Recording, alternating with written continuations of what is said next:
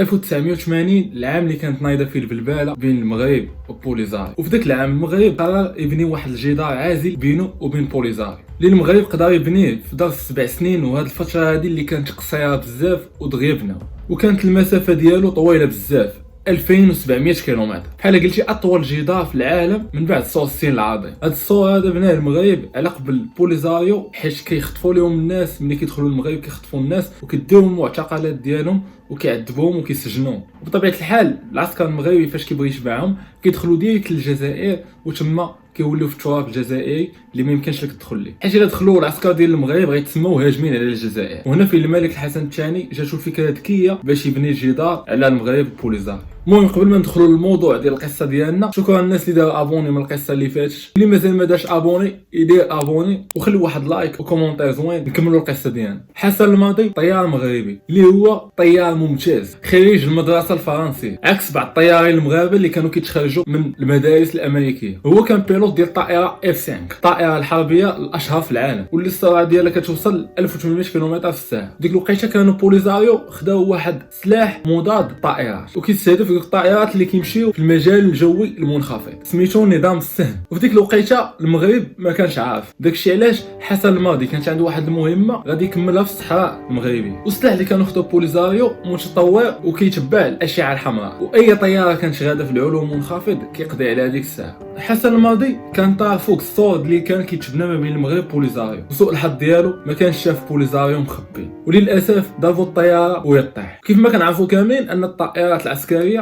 عندهم واحد البوطونه كتخليهم يطيروا في السماء ويخدموا الباراشوت. داكشي اللي دار حسن الماضي قبل ما يطيح للارض، ورك على واحد البوطونه طيرت بيه الكرسي اللي كان جالس عليه باش يخدم باراشوت، وسوء الحظ باراشوت طيحوا عند بوليزاريو. وديك الساعه حسن الماضي عيا ما يهرب ليهم وشدوه وما يديوه واحد المعتقل في تيندوف. وداك المعتقل جا وسط الصحراء ما كتشوف حتى شي حاجه. الا كنتو تفرجتوا في فيلم ديال جوت لايف، حسن الماضي بحال كان في داك الفيلم. حسن الماضي ما كانش تما بوحده، كانوا معاه بزاف ديال المغاربه كانوا مشدودين تما، وكانوا مشدودين سنوات طويله. حسن الماضي فاش جلس تما واحد المده عرف بان كاينين بزاف ديال الجنود مغاربه قدروا يهربوا من هذا المعتقل. ديك الساعه فاش سمع حسن الماضي هذه الهضره فرح، ولا عنده واحد الامل انه غادي يخرج من هذا العذاب. ولكن فيما كيكون الزوين كيكون خايب. كيف ما هذوك المغاربه كانوا هربوا وقدروا يمشيو عند عائلاتهم ويرجعوا للمغرب، كاينين شي وحدين حاولوا يهربوا وشدوهم وتعداو عليه، وكاين منهم اللي قتلوه. وهذا الشيء اللي خلى حسن الماضي يتخربق وما يعرف شنو هو غيدير، ويبقى يفكر بزاف. طبيعه الحال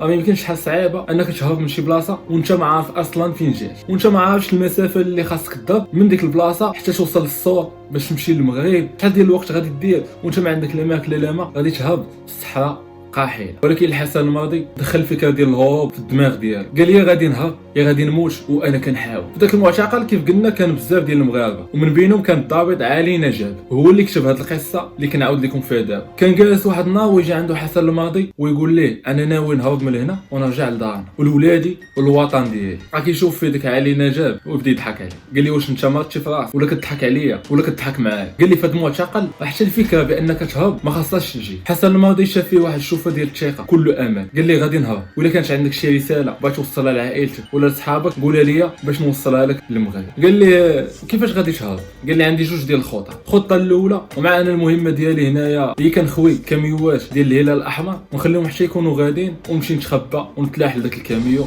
ونهرب. شاف في علي نجاب قال لي هذه ما غاديش تصدق لك، حيت اش الا مشيتي معاهم غادي يجي وقت لابيل ملي غيبقاو يعيطوا بالسميات ما غاديش يشوفوا السميه ديالك ويبان لهم بنادم ناقص، ويصيفطوا الميليشيات ديالهم ويقلبوا عليك وغيلقاوك. قال لي اذا غادي نشوف الخطه الثانيه وخا صعيبه ونشي حاريه غادي نجرب. قال لي ولكن هذه الخطه غادي ننفذها بالليل وغادي نهرب بالليل، حيت هما اخر لابيل كيديروا في ذاك المعتقل هي اللي موات 12 الليل. ثم غادي نهرب وغادي نحاول نوصل للجدار اقصى سرعه ممكنه قبل ما يطلع النهار، حتى لو وصل الصباح وداو لابيل وما لقاونيش ديك الساعه غنكون ضربت مسافه طويله ونقدر نكون وصلت للجدار المغربي. قال لي الشاف علي نجاب كيفاش غادي تعرف الطريق بالليل؟ قال لي انا كنعرف نقرا النجوم ونقدر نتبع الطريق غير بالنجوم. قال لي غير انت خاصك تعاوني باش نعرف المسافه بين المعتقل والجدار المغربي. قال لي علي نجاب تقريبا ما بين لابيل ديال الليل ولابيل ديال الصباح كتكون 6 سوايع، وصعيبه تقطع المسافه في طرف 6 سوايع. قال لي الشاف ما تخممش غادي نلقاو الحل. تما علي نجاب تاق في حسن الماضي وخدا فيه شويه الامان. تما كانوا كيقلبوا على الخريطه وصاحب علي نجاب كانت عنده خريطه وهذا هو الزهر اللي كان عند حسن الماضي. وديك الساعه شدوا الخريطه وبقاو كيحسبوا المسافه تقريبيه. بطبيعه الحال كانوا كيحسبوها عن طريق حساب الذهني حيت تما ما كان عندهم حتى شي الات باش يحسبوا داكشي. فاش حسبوا المسافه لقاوها تقريبا 90 كيلومتر ولا 100 كيلومتر. وهاد المسافه اللي صعيب تقطعها على رجليك في ضرب 6 ديال السوايع. حسن الماضي كان عنده واحد الزهر في ديك الوقيته حيت كانت وقعات واحد الازمه ديال البترول في الجزائر. داكشي علاش بوليزاريو قالوا غادي نديروا لابيل الاخر مع 10 الليل ماشي 12 الليل باش يطفيو الضوء ساعتين قبل باش يستافدوا شويه من الطاقه. وهنا حسن الماضي عوض غادي تكون عنده 6 سوايع باش يهرب ولات عنده 8 ديال السوايع. ودابا حسن الماضي ولا عليه كلشي. 8 سوايع ما غنقولوش كافيه ولكن احسن من 6 سوايع. دابا اللي بقى عليه هو يطيني على راسو ويجمع شويه ديال السفل باش يضرب ديك المسافه بالجري وما غاديش يوقع. شحال هادي في المعتقل كان كيخليهم يطينيو ولكن من بعد واحد المغربي كان كيطيني وحاول يهرب وشدوه وما يمنعوا الرياضه بتاتا. داكشي علاش حسن الماضي كان كيطيني بالتخبيه. الناس في الليل كينعسوا هو كينوض يطيني. حسن الماضي ما كانش عنده مشكل في الوقت اللي غادي يضيع في لونطايمه وباش يوجد راسه. ما عندوش مشكل يدوز شهر شهرين 3 6 12 شهر عام هو كيطيني باش يحقق الحلم ديالو هو الهروب. من بعد عام حسن الماضي ولا كيفكر في صحابه وبالليل بدا كيبات برا بعيد عليهم باش الا شافوه ميليشيات يقولوا بان خاصم مع صحابه باش الا هرب ما يشدوهمش ويعذبوهم ويقولوا لهم في راسكم الخبار وما قلتوا لينا والو. كان كل شويه كيمشي لحد داك الحيط اللي غادي يهرب منه ديال المعتقل وكيمشي كيحط فيه رمله شويه بشويه شويه بشويه باش النهار اللي غادي يبغي يهرب غادي يلقاها سهله باش ينقص. هنا كان واحد العائق اللي كبير عند حسن الماضي هو واحد البروجيكتور كبير شاد على ديك البلاصه اللي غادي يهرب منها حسن الماضي. ولكن حسن الماضي ذكي بزاف كل مره كان كيدوز من حدا داك البروجيكتور كيتوشي ليه الخيط ديالو باش يخسر. بقى عليه شويه بشويه حتى خسر. والمشكل اللي كان عنده الثاني هي واحد الكلبه كانوا رابطينها في ديك البلاصه اللي كان بغى يهرب منها حسن الماضي حيت بطبيعه الحال الا بغى ينقز وخا هي مربوطه غدير ليه الشوه وغادا تنبح وغادي يعرفوا بان كاين شي واحد غادي يهرب. هنا حسن الماضي غادي يخدم داك الذكاء ديالو ويمشي عند السجناء اللي كيصبنوا الحوايج وكينشروهم ومكلفين بالنظافه باش يمشيو عند دوك اللي حاضرين ديك البلاصه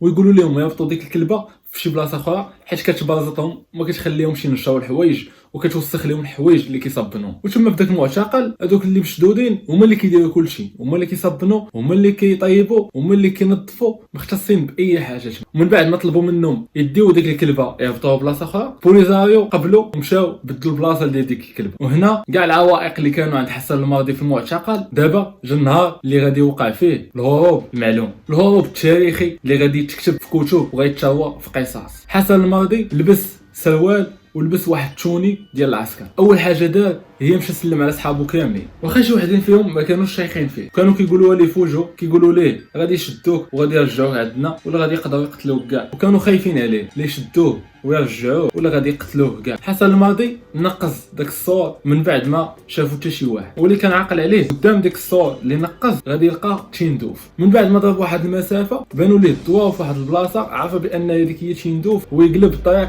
للغرب حتى خلى تشيندوف من موراه ويمشي نيشان باش يتوجه للشمال. ملي كان غادي بانوا ليه جوج ديال التكانات عسكريه اللي بطبيعه الحال كيكون فيها العسكر ديال بوليزاريو كيكونوا ضروري تماك حاضرين الطريق وكيشوفوا اللي غادي واللي جاي. ولكن حسن الماضي ديك الليله عنده الزهر ما عرفتش كيفاش ما كانوش ديك الساعه تما. حسن الماضي كيف ما قلت لكم ما كان غادي لا بما لا ماكله ونهار كامل هو في الخدمه وتمارين اللي كانت في المعتقل كان كيجري بايش مطالع فاش كيعيا كيبقى يتمشى بايش مطالع. كيف ما كتعرفوا تما غير الصحراء والخلا والقفار كيكون تماك البرد بالليل زائد حسن الماضي ما واكل والو ما عندوش الماء البرد غادي يضرب ليه جوج مرات. حسن الماضي نسى كلشي نسى حتى راسو في دماغه غير العائله ديالو والمغرب ويوصل تما. بدا كيطلع شويه النهار عارف بانه دوز تقريبا 6 ديال السوايع وهو غادي في الطريق وبعد بزاف على المعتقل وما كانش عارف شحال ديال الطريق ضرب وكان ديما كيطيح ليه في بالو ان البوليساريو عاقوا به وغادي يتبعوه ولا كيقلبوا عليه. واحد شويه بانت لي واحد البلاصه مرتفعه فيها رمله نطلع فوق منها ويبان ليه الجدار العازل المغربي. تما بلا ما يشعر حيد التيكو ديالو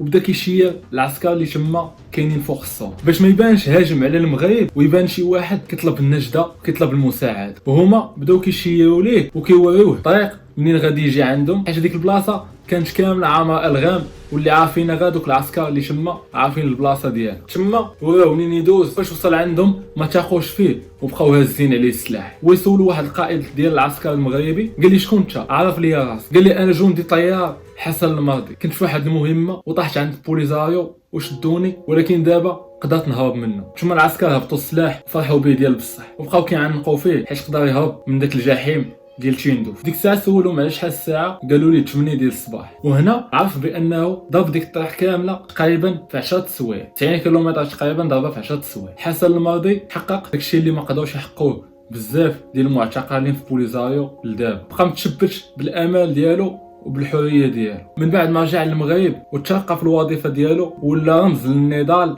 من اجل الحريه. حسن الماضي مات 2016 بسكته قلبيه. وهنا سالات قصه ديال حسن الماضي اللي كله اصرار وعزيمه، وكان المستحيل ممكن. ولا عجباتك هاد القصه خلي ابوني حيت غادي يجيو قصص جداد، وما تنساش دير لايك وكومونتير.